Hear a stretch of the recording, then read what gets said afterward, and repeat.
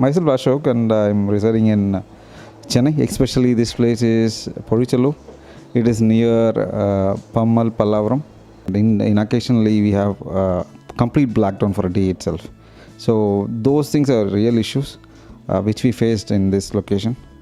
And apart from that, I used to have heavy bills also on summer.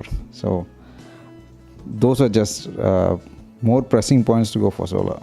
Addressing that, we can have fans and at least one AC run working. But eventually what happened is we had a 1.5 kiloton AC, inverter AC. That will not work when you have 2.5 kVA. So eventually we upgraded to 3.5. So now 2 ACs are working at one shot, and fans and everything are going fine. 5 to 6 fans running, not most of the times, but occasionally 4 or 5 at the moment. And a washing machine, then a refrigerator, and 2 inverter ACs. One is 110 and another one is 1.5 tons. So for experimental purpose, we just ran that both ACs at a time, and it worked properly.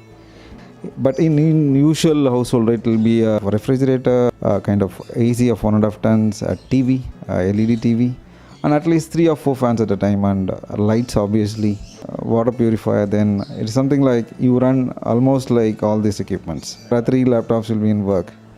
So all these things are satisfied. It is utilized by solar electricity.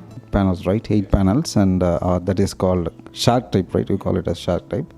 And a 7.5 kVA inverter, and 8 batteries together, and installation.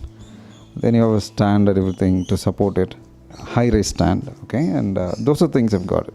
In case of panels, right, we used to clean at least twice in a month so that dust and other bird proofs, right, could be eliminated from the panels. So that's what we do. But there is another piece when you use in batteries, right?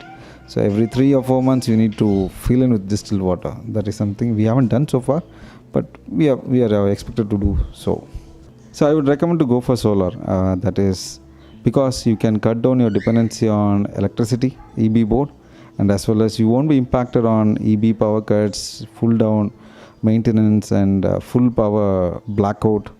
And even in case of natural calamities like flood and other parts, your solar will work as it is. I would recommend to go for off-grid so that you don't depend on EB electricity board itself. So I prefer that solar is the only solution which is pollution-free, and that's the only solution to go for. So go for solar, be happy, live a healthy and a happy life, leave the environment clean.